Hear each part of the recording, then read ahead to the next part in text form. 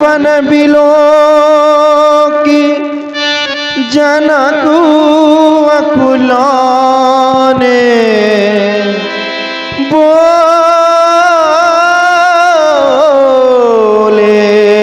बचन रोस जनू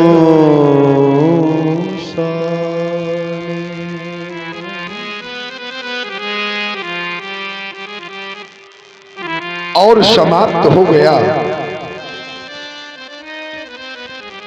इन आए हुए बलवीरों का पराक्रम और समाप्त हो गया इनकी बाड़ी का वो जोश और समाप्त हो गया इनकी बाड़ी का वो रोष जो कुछ समय पूर्व मैंने देखा और अब ये परिणाम प्राप्त हो गया कि इन आए हुए दीप दीपांतर से महिपालों का बल और पराक्रम अब पराभव को प्राप्त हो गया। कुछ समय पूर्व मैंने अपने बंदी जनों के द्वारा अपनी प्रण की घोषणा प्रसारित करवाई। घोषणा को सुनते ही एक एक करके महिपाल आए और अपना अपना बल परीक्षण भगवान शंकर के पावन पिनाक पर करने लगे। परिणाम तमक ताज तक स्यो धनु धर उठे न कोटि भांति बल करही तमक धर्यो धन मूढ़ नृप उठे न चले ल जाए। जब धनुष नहीं उठा तो लज्जित होकर शर्मिंदा होकर संकुचित होकर अपने अपने मंचों में जा जा करके बैठ गए। बल परीक्षण के कुछ दृश्य मेरे सामने आ गए। वो पहला दृश्य कैसा कि एक एक राजा धनुष के समीप आए और धनुष को उठाने लगे पर धनुष नहीं उठा। तत्पश्चात दूसरा दृश्य मेरे सामने आ गया। वो दूसरा दृश्य कैसा कि जब एक एक राजा से धनुष नहीं उठा तो 10,000 राजा एक साथ मिलकर सामूहिक अजगों को उठाने का उपक्रम करने लगे। भूप साहस 10 एक ही 12 और लगी उठावन पर तरई न तारा डगे न शंभु सरासन कैसे। अब तो 10,000 राजा अरे अब तो 10,000 राजा एक साथ मिलकर सामूहिक को पराजित हुए देखे गए। और अब तीसरा दृश्य देख रहा हूं। कितना कितना विलक्षण दृश्य है। वो तीसरा दृश्य कैसा कि अब कोई भी महिपाल अब कोई भी भूपाल अरे अब तो कोई भी राजा धनुष की ओर आने का तो कोई साहस भी नहीं करता। मानो इन महिपालों को ये विश्वास हो गया है। ये समस्त वीर अब ये विश्वास कर बैठे हैं कि अजगों के समीप आना हमारा अब व्यर्थ होगा, अब नहीं टूटेगा, अब नहीं टूटेगा। ऐसा मानकर ये ऐसा सोचकर सभी श्रीहत हो गए। श्रीहत भय हार ही राजा और बैठे निज निज जाय समाजा। जब कोई भी वीर अजगों के समीप आएगा नहीं, अजगों को उठाएगा नहीं, तोड़ेगा नहीं तो भला कैसे होगी हमारी प्रण की पूर्ति। और प्रण की पूर्ति न होने पर मेरी जानकी का क्या होगा, मेरी वैदेही का क्या होगा, मेरी बेटी का क्या होगा। ये स्वयंवर का साज ये स्वयंवर का साज तो सजा का सजा रह जाएगा। और अब तो ऐसा लगता है कि कि बेटी जानकी की मांग अब सदा सदा के लिए सुनी रह जाएगी। मैंने तो कभी स्वप्न में भी नहीं सोचा था कि मेरे सपने सब धूल में मिलकर के रह जाएंगे। आशा अब निराशा का रूप धारण करने लगी। ऐ विधाता, ऐ विधाता, ये तूने क्या किया? क्या इतना बड़ा अपराध हो गया था मुझसे? ऐ विधाता, ये तूने क्या किया?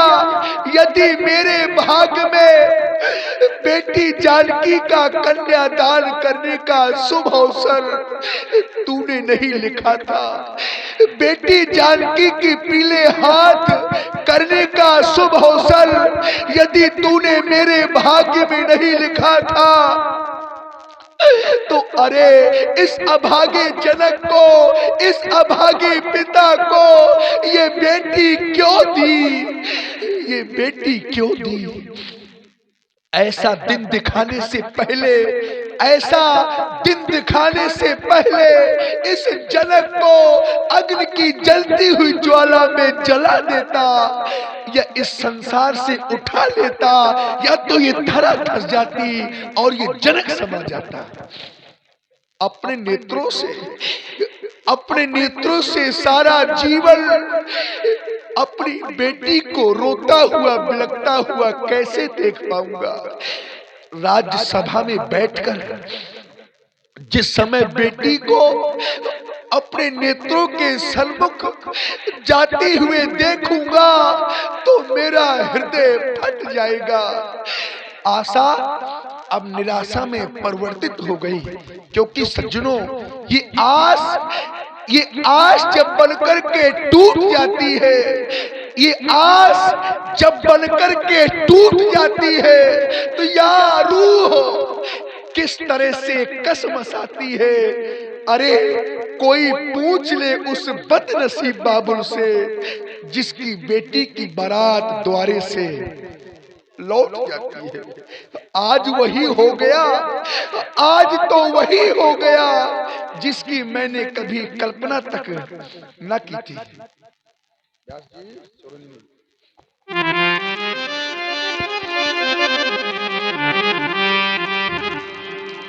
दीपो दीपो के,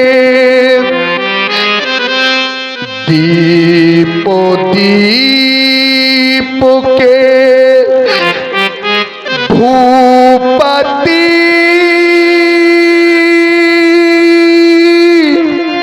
नाना आए सुनी हम जो प्रण ठाना। ये सभी महिपाल, ये सभी भूपाल हमारे प्रण को ही सुनकर के आए हैं। इनमें से ऐसा कोई भी महिपाल नहीं जिसने हमारे प्रण को न सुना हो। क्या कोई साधारण कोट की वीर बैठे हैं? साधारण कोट की वीर नहीं, सीय स्वयंवर भूप अनेका सबते सुभन एक ते एका हारे सकल भूप बरियारा पर शंभु सरासन काहु नटारा। देवलोक से देवता, पाताल लोक से दैत्य मनुष्य का रूप धारण करके आए हैं। देव तनु जो धारी मानो जो शरीरा,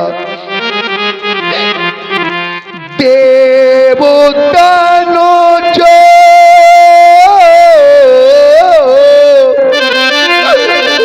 धारी मानो जो शरीरा, पिपोलो वीरो आए रणधीरा।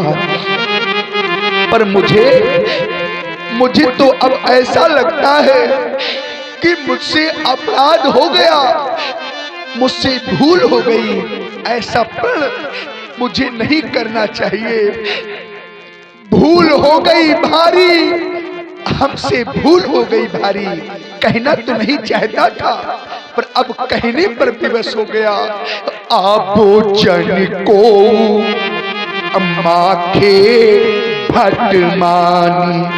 अब कोई माखे नहीं, अर्थात अब कोई कह के न सुनावे, क्योंकि मौखिक वार्ता मैं सुनना नहीं चाहता। अगर वीर है तो आवे, वीरता को दिखावे, स्वीकार कर लूंगा, नहीं अब मैं कहने पर विवश हो रहा हूं।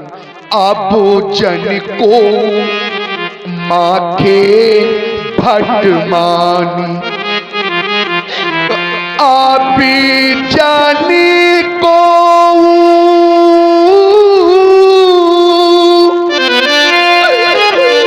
माखे भट मानी, क्योंकि पीरो पीनो मही मैं जानी। अब एक कार शेष रह गया है।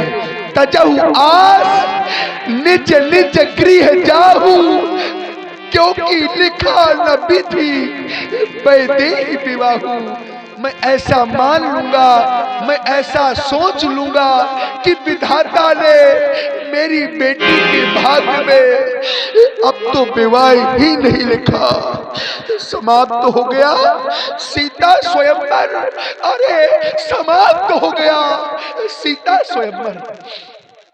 बहुत से यहाँ पर बेटी के पिता उपस्थित है और बहुत से यहाँ पर वो बेटी की माताएं उपस्थित है, जिनके घरों में बेटियां हैं, जिन माताओं ने बेटियों को पाल पोस करके बड़ा किया है, क्योंकि बेटी के दुख को केवल बेटी वाले ही समझ सकते हैं। जिनके जीवन में भला बेटी ही नहीं, वो क्या जाने कि बेटी का दुख होता क्या है। क्योंकि व्यास जी सिद्धांत कहता है कि पारे घार घाल को लाजो न भीरा, क्योंकि वो बांझो की जानी प्रसव के पीरा। वो बांझ स्त्री भला क्या जाने कि प्रसव की पीड़ा होती क्या है, क्योंकि मां बनने का अवसर उसे मिला ही नहीं, तो क्या जाने। कोई जाओ उस माँ से जाकर के पूछो जिस माँ ने बेटी को जन्म दिया हो, दुख होता क्या है। अर्थात मैं कहना क्या चाहता हूँ, जिसने कन्या जाई ही नहीं, जिसने कन्या जाई ही नहीं, वो कन्या का दुख क्या जाने। जिन पाओ बीमारी फटी ही नहीं, वो पीरो पराई क्या जाने। या तुम यह कह दूं, जिसने की बेटी पिता ही नहीं, जिसने कभी बेटी को विदा ही नहीं किया, वो क्या जाने कि विदाई का दुख होता क्या है। विदाई का दुख होता क्या है। एक बेटी का पिता बेटी को विदा कर रहा था। सुंदराम,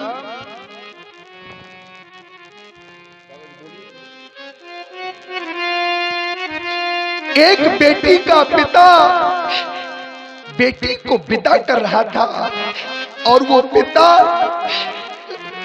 प्रातः काल का समय था, मैं खड़े खड़े उस दृश्य को देख रहा था।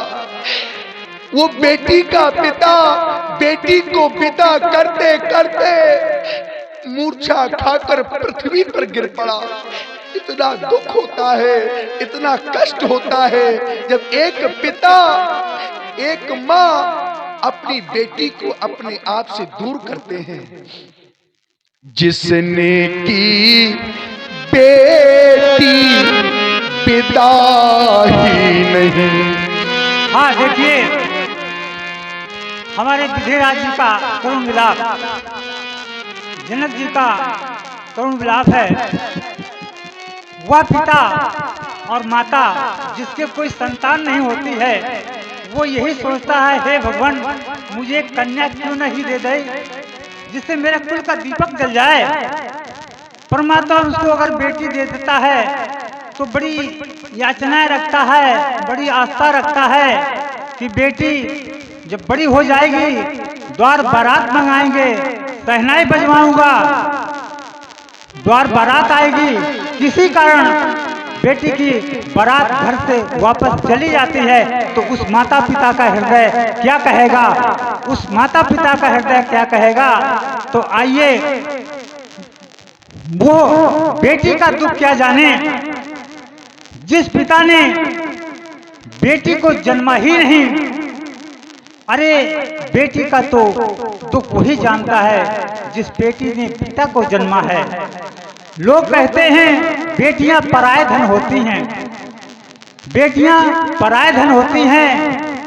बेटियां तो मेरे दोस्तों धान की बेल की समान होती हैं, जो रोपी कहीं जाती हैं और उगाई कहीं जाती हैं, और रोपी कहीं जाती हैं और उगाई कहीं जाती हैं। मैं तो ये कहना चाहूंगा कि जो जीवन में गंभीर नहीं वो धीर वीर को क्या जाने, और जिसके नैनों में नीर नहीं वो पीर पराई क्या जाने। है वही समझ सकता है पीड़ा जिस पर है भरत कृष्ण का, जो स्वयं भार से हीन हुआ वह क्या जाने भाव शास्त्री का। इसलिए विधिराज आप चिंता न करें, अगर परमात्मा ने बेटी को जन्मा है तो उसके लिए बर अवश्य ढूंढ लेता है, आपकी प्रण की पूर्ति अवश्य होगी। यहाँ पर कुछ बेटी वाले भी बैठे हैं, यहाँ पर कुछ बेटी वाले भी बैठे हैं जिन्होंने आपके भाव को उद्गार को सुना और सुन करके भावुक हुए हैं। उनके नाम इस प्रकार से हैं। देखें आप हमारे गुड्डन त्रिवेदी की ओर से आपको के लिए 50 रुपया और 50 रुपया अज्जू शुक्ला की ओर से और 50 रुपया और 20 रुपया धीरेन्द्र पर कुशवाहा की ओर से प्रदान हुए हैं। आप सभी महान गांव को कोट कोट साधुवाद धन्यवाद। हमें लगता है ये बेटी वाले ही है, तभी तो बेटी के प्रति श्रद्धा की है। धन्यवाद, कोट कोट साधुवाद। जिसने की बेटी पिता ही नहीं, वो तो पिता का क्या जाने।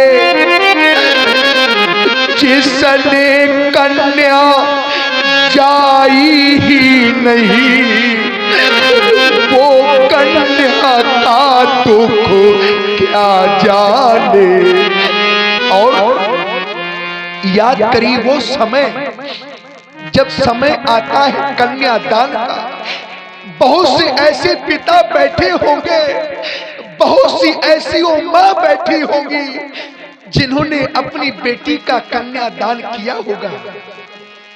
समय आता है कन्यादान का, मंडप के नीचे बैठकर जिस समय वो बेटी के माता पिता अपनी बेटी के पीले हाथ करते हैं और पीले हाथ करने के पश्चात वो माता पिता अपनी बेटी का हाथ वर के हाथ में सौंप देते हैं।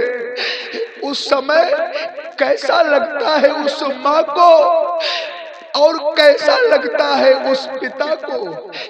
उस समय तो ऐसा लगता है कि आज मेरी बेटी नहीं, मानो कि कोई कलेजा निकाल कर लिए जा रहा है। इतनी पीड़ा होती है, इतना दुख होता है। और समय आता है विदाई का। बहुत सी माताएं बैठी हैं, पिता बैठे हैं जिन्होंने अपनी बेटी को विदा किया होगा। समय आता है विदाई का, विदाई की संपूर्ण तैयारियां हो जाती हैं सज्जनों, विदाई की संपूर्ण तैयारियां हो जाती हैं।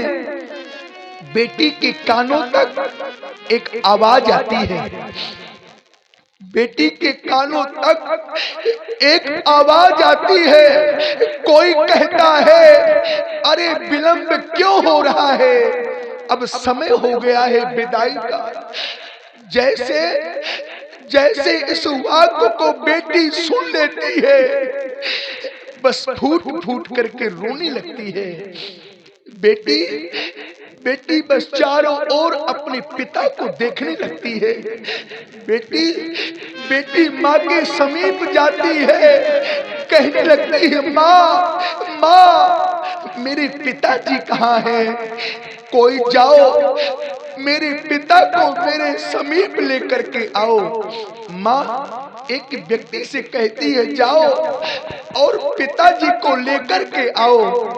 वो जाता है, पिता को लेकर के आता है। बेटी का पिता बेटी के सन्मुख आ तो जाता है सज्जनों, लेकिन जैसे बेटी का पिता बेटी को रोता हुआ देख लेता है तो एक क्षण बेटी के सन्मुख नहीं रुक पाता। करता क्या है, चला जाता है दूर, चला जाता है दूर, एक कोने में छिप करके बैठ जाता है। इतना रोता है वो पिता, इतना रोता है।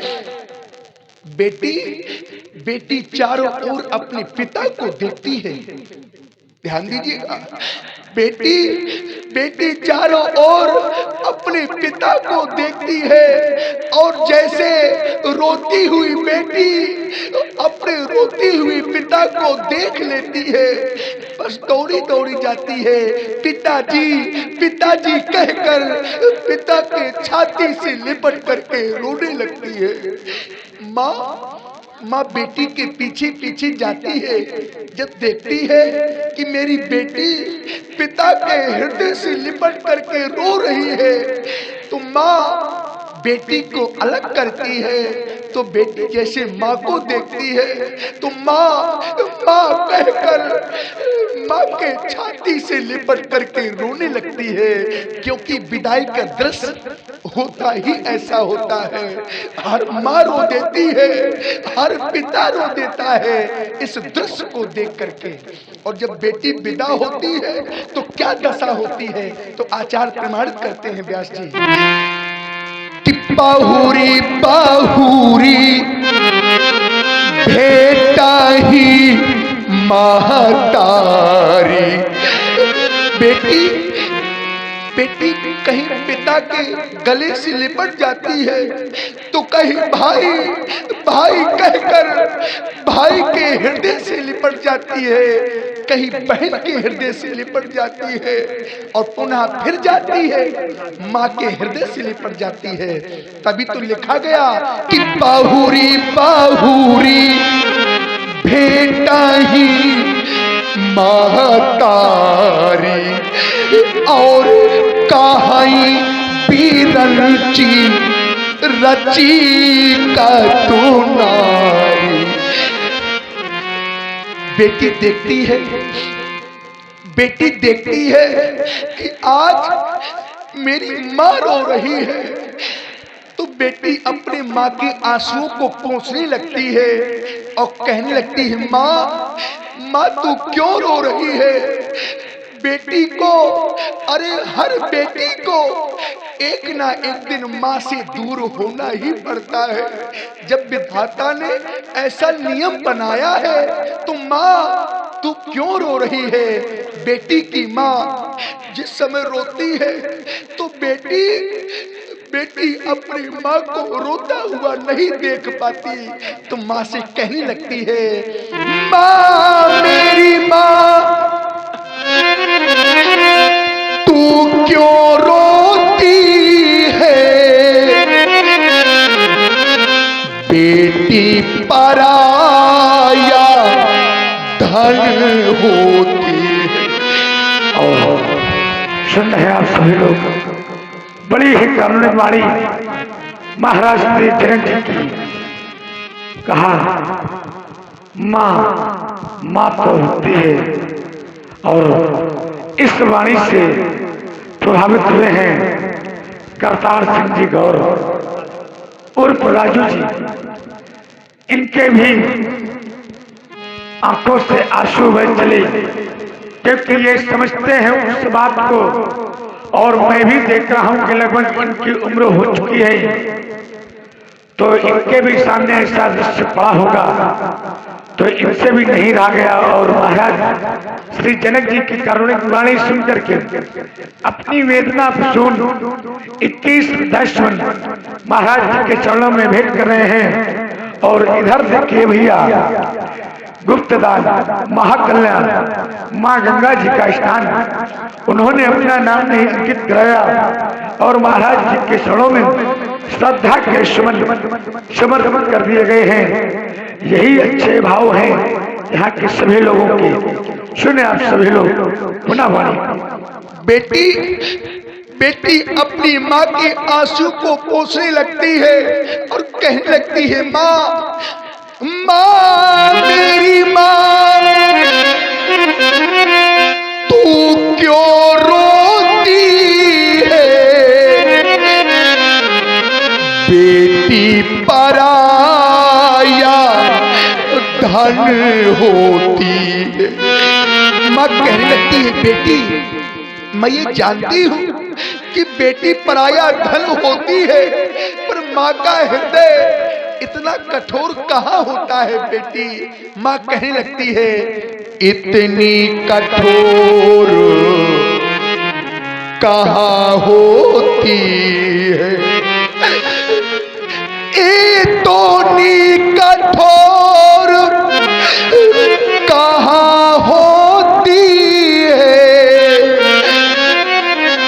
माँ भी आखिर माँ होती है। माँ तो आखिर माँ होती है। सुना सभी लोगों ने पुनः महाराज जी के मुकाबले से बड़ी ही कारुणिक वाणी, और ऐसी वाणी से द्रुत होकर के हमारे आदरणीय रामदास जी, जो कि पूर्व प्रधान ग्राम पिपौरी से पधारे हुए हैं कानपुर से, वो भी आकर के इस कारुणिक वाणी को श्रवण कर रहे हैं, और अपनी श्रद्धा के सुमन जो भी हैं, हम ये कहते क्या मन सुनताएं श्रद्धा के रूप में महाराज जी के इस कारुणिक वाणी पर प्रदान कर रहे हैं। और इधर पुनः गुप्त दान माँ गंगा जी का स्नान, पुनः 11 पुष्पोद्राएं प्रदान किए हैं। बहुत बहुत धन्यवाद, साधुवाद। कैसे रोती है बेटी अपने माँ से लिपट लिपट कर जब विदा होने लगती है, तब लिपट लिपट कर माँ से रोवे बेटी। तब लिपट लिपट कर माँ से रोवे बेटी। तब वो माँ व्याकुल हो जाती है, और वो माँ करती क्या है? बेटी के मुख को चूम चूम छाती से उसे लगाती है। बेटी की माँ बेटी को अपने सीने से लगाकर समझाने लगती है, और हर माँ को चाहिए कि जब बेटी विदा हो तो माँ को अपनी बेटी को सीने से लगाकर समझाना चाहिए। ये हर माँ का कर्तव्य है। जैसे एक माँ अपनी बेटी को समझा रही है, क्या कह रही है बेटी? मैं भी दुल्हन बनकर आई। बेटी एक समय वो था कि मैं भी किसी की बेटी थी, दुल्हन बन करके इस घर में आई, जन्म कहीं हुआ और दुल्हन बन करके इस घर में आई। और आज देखो ना, मेरी बेटी दुल्हन बन करके जा रही है।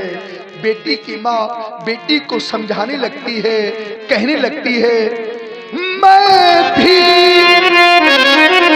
दुल्हन बनकर आई,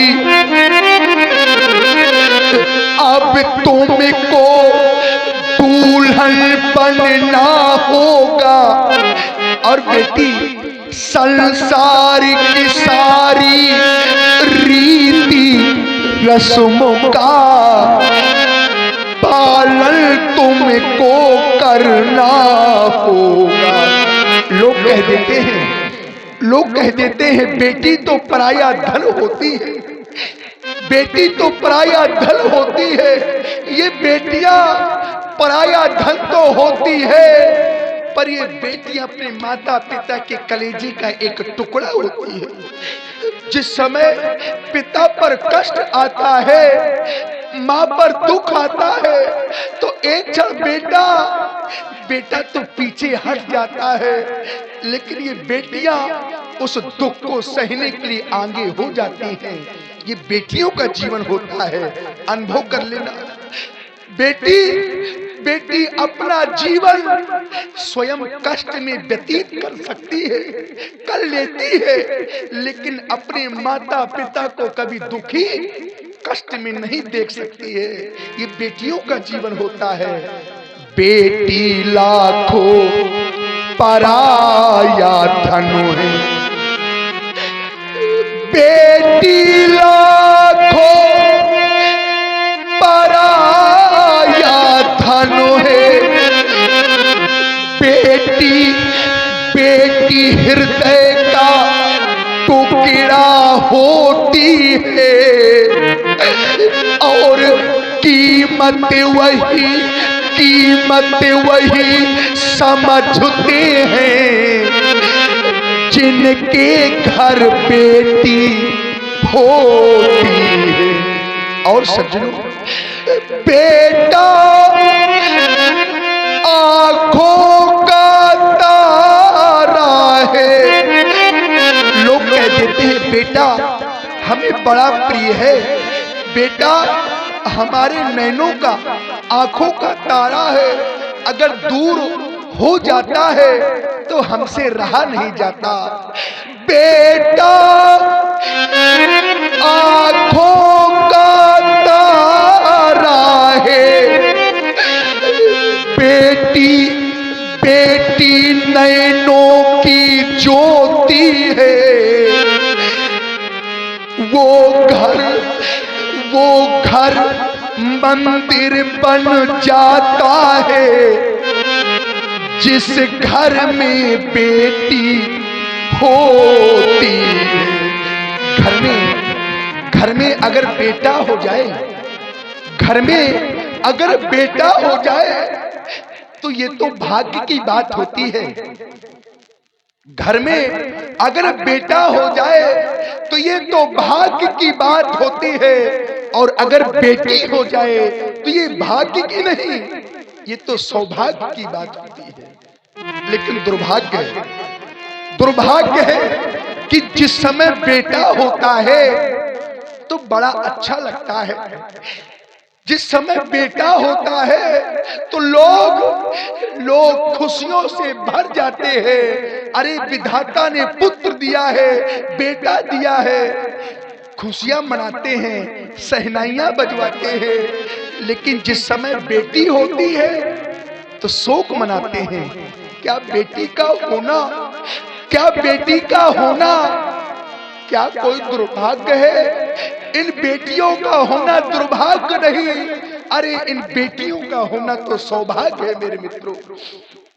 अगर बेटियां नहीं होंगी, क्या बिगाड़ा है, क्या अपराध किया है बेटियों ने, जो आप लोग बेटियों से इतना दूर हो रहे हैं?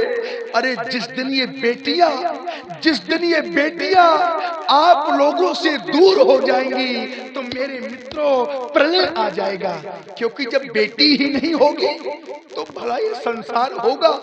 उत्तर मिला नहीं होगा।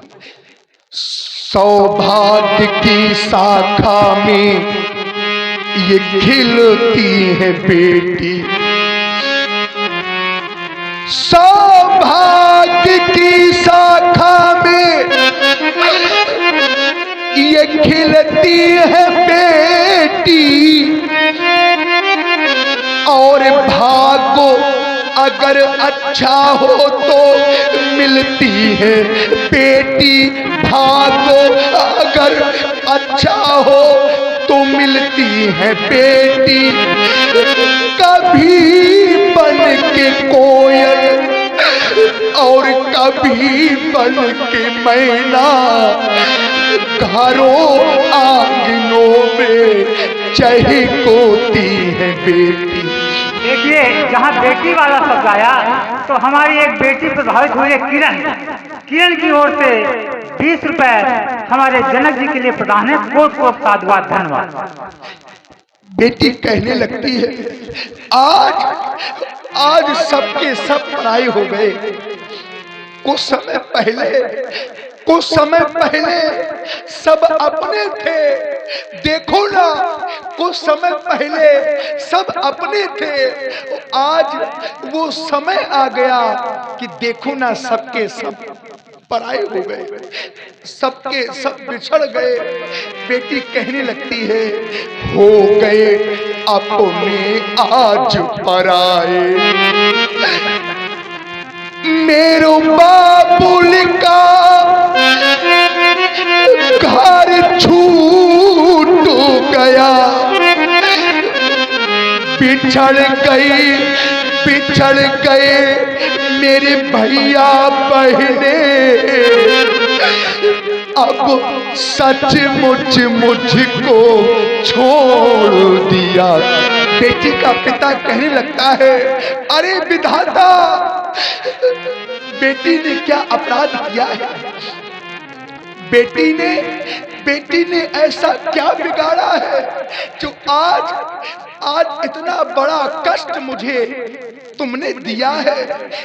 जिस बेटी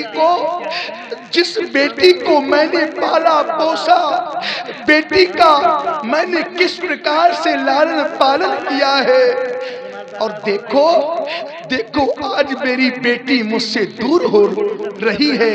बेटी का पिता उस विधाता से कहने लगता है, अरे बेटी को दूर ही करना था तो अरे माँ के कोख से बेटी को जन्म ही क्यों दिया? हाँ, देखिए, एक अंकुश संखवार, इनकी ओर से भी भाव जागृत हुए हैं। इन्होंने भी हमारे जनक जी के लिए 10 रुपये प्रदान है। अंकुश जी को कोट कोट साधुवाद, धन्यवाद।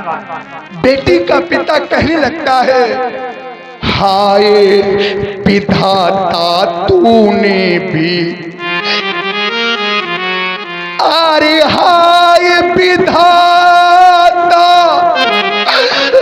तूने भी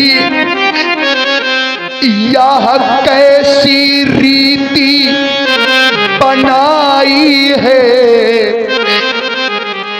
जिस बेटी को, पिता कह रहा है, जिस बेटी को मैंने पाला वो बेटी हुई पराई है। नहीं है विश्वास तो कोई उस पिता से जाकर के पूछो, वो पिता बता देगा कि बेटी को विदा करने की पीड़ा होती क्या है। उस पिता के दिल से पूछो, जो सुता किसी को देता है, देने के पश्चात रोती बेटी को देखो वो तो फूट कर रोता है। कैसा होता है बेटियों का जीवन। घर की पुरानी खिड़कियों को ये खोलती है बेटी, अपनी माँ का ध्यान रखने वाली है तो ये बेटी अपने पिता का ध्यान रखने वाली है, तो ये बेटी कभी पिता माता को दुख में नहीं देख सकते। जब पिता दिन भर का थका हुआ आता है, आवाज लगाता है, अरे कोई आओ। जिस समय बेटी आती है, पिता गृह के अंदर जाता है, तो बेटी सर्वप्रथम जलपात्र लेती है, दौड़ी दौड़ी अपने पिता के समीप आती है, जल ग्रहण करें पिताजी। ऐसा होता है, बेटियों का जीवन पिता का ध्यान रखने वाली है। तो ये बेटी, अरे तभी तो उस पिता को इतना कष्ट होता है, इतना दुख होता है, जब बेटी उस पिता को छोड़ करके चली जाती है, बेटी विदा हो जाती है। इस कष्ट को केवल वही पिता समझ सकता है जिसके जीवन में ऐसा समय आया है। घर की पुरानी खिड़कियों को ये खोलती है बेटी, घर की पुरानी खिड़कियों को ये खोलती है बेटी। और जिस घर में बेटी हो तो घर की दीवारें बोलती। बेटियों ने हरदम घर का नाम रोशन किया है, और वक्त पर बन कर के मीरा जहर का प्याला पिया है। और सज्जनों, जब बेटियां गाती हैं, व्यास जी, हमारी देश की बेटियां, हमारी देश की बेटियां जब गाती है, एक हमारी ही देश की बेटी ने, एक हमारी ही देश की बेटी ने इतना सुंदर गाया, इतना सुंदर गाया कि वो विदेशी राजा भी कहने लगे कि जब इस बेटी का देहावसान हो तो बेटी का हमें गला दिया जाए, और गले में हम परीक्षण करके देखें कि ऐसा है क्या जो इस देश की बेटी इतना सुंदर गाती है। और कुछ समय पहले बेटी का देहावसान भी हो गया है। ऐसी ऐसी बेटियों ने हमारे देश में जन्म लिया है। जब बेटियां गाती हैं तो स्वर्ग के समंदर डोलते हैं, और मूर्ख हैं जो, अरे मूर्ख हैं जो बेटियों को बेटों से कम तौलते हैं, क्योंकि बाप की पगड़ी है बेटी।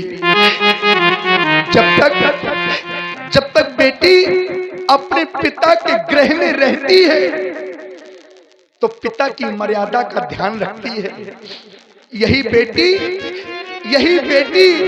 जब दुल्हन बन करके अपने पति के घर में जाती है तो अपने पति की कुल की मर्यादा को रखती है। यही बेटी जब पुत्र को जन्म दे देती है, अर्थात मां बन जाती है, तो बेटी का जीवन अपने पुत्रों पर अधीन हो जाता है, पुत्रों की मर्यादा रखती है। बेटी का स्वयं का कोई जीवन नहीं होता मेरे मित्रों। तभी तो हमारा कहना है, बाप की पगड़ी है बेटी और माँ का रेशमी परिधान है। ये बेटियां भगवान का सबसे बड़ा वरदान है। ये बेटियां भगवान का सबसे बड़ा वरदान है। वो अंत में कहना पड़ गया, हाय सीते, हाय सीते तेरे ये दुखो हमसे कहे जाते नहीं, तेरे नैनों का नीर अब देखा जाता नहीं। बेटी, तुम्हारे नेत्रों से बह रही अश्रु की धारा को देख करके इस पिता का हृदय फट रहा है। बेटी, हृदय फट रहा है। सोचा था, और मैंने ही नहीं, जो संसार का हर एक पिता सोचता है जब बेटी वाला हो जाता है। सोचा था अपने हाथों से हल्दी मैं तुम्हें लगाऊंगा, अपने इनों कार्य कामिलों से टोली में तुम्हें बैठाऊंगा। महान शोक, महान पश्चाताप, महान शोक अंत में कहना पड़ गया, अब हुई न मेरी प्रण की पूर्ति, और न रह गई इन वीरों में वो स्फूर्ति।